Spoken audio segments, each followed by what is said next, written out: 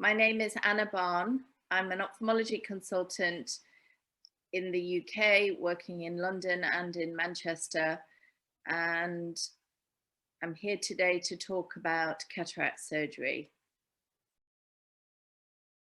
In cataract surgery, we aim to remove the natural lens in the eye, which over time becomes cloudy and is then called the cataract. We replace it with an artificial lens of our choosing, which is discussed with the patient in advance.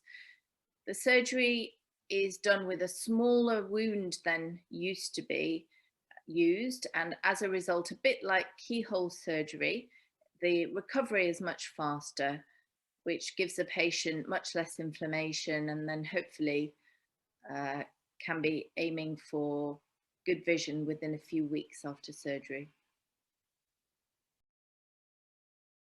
General recommendation is to wear an eye shield for about a month after surgery.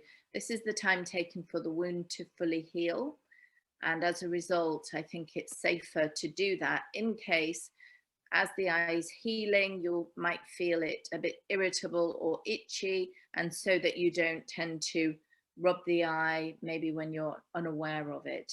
Once the wound is healed, you don't need to wear the shield after that. And in the period of the first month, you can also take the shield off in the day, so it's mainly at nighttime. Some people do feel tempted to rub their eye even in the day, and they prefer to wear the shield even in the day in the early stages and then just lower it down to put drops in. But generally it should be night only would be enough. For most people, they would feel that they would need cataract surgery with symptoms of blurred vision, generally which won't improve with glasses. In addition, some people report excessive glare. So when they're seeing very bright lights like headlights, they feel they're unable to tolerate them. And then, for example, it restricts people from driving or night driving in particular. And these are factors that would many times lead people to consider cataract surgery. Most people get a good result after cataract surgery. That's why we do it. But there are risks with the surgery, and the major risks are not common, but they are serious in that you can have reduced or loss of vision. The chances of that are less than 1%, but it is a serious risk that you need to be aware of. Major risks in general after surgery can include infection and bleeding, and if they're severe, this can impact on vision. We do try to take steps to prevent this. We give antibiotic treatment after surgery, and the small wound in the cataract operation helps reduce the risk of a severe bleed in the eye.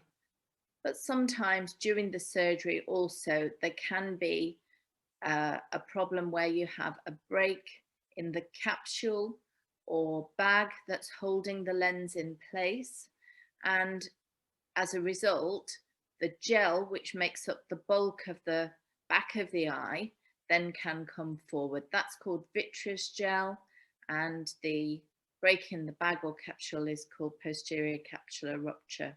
This is usually of the order of 1% or less, but if that happens, again, we put into place steps to deal with that. We have to remove part of the gel at the front of the eye.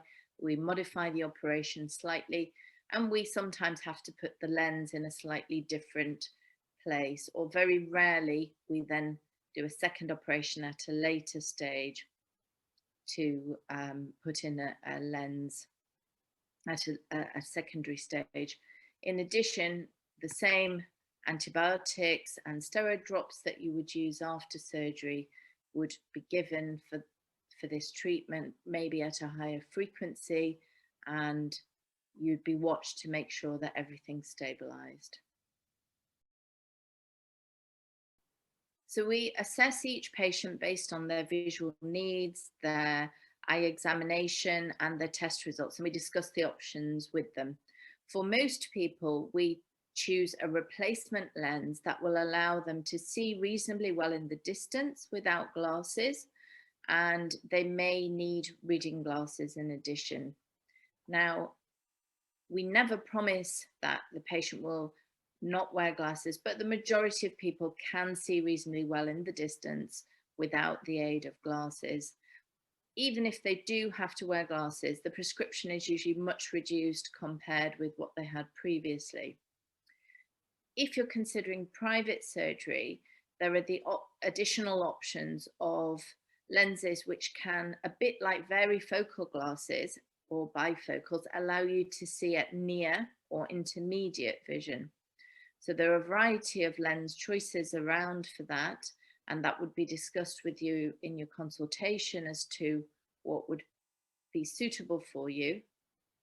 Just to say that the lens options which allow reading vision as well as distance vision must be done in conjunction with an eye examination to make sure that you don't have any other significant eye problem which might then restrict the benefit of the lens. But for many people, they like this option, and that's why they opt to go private.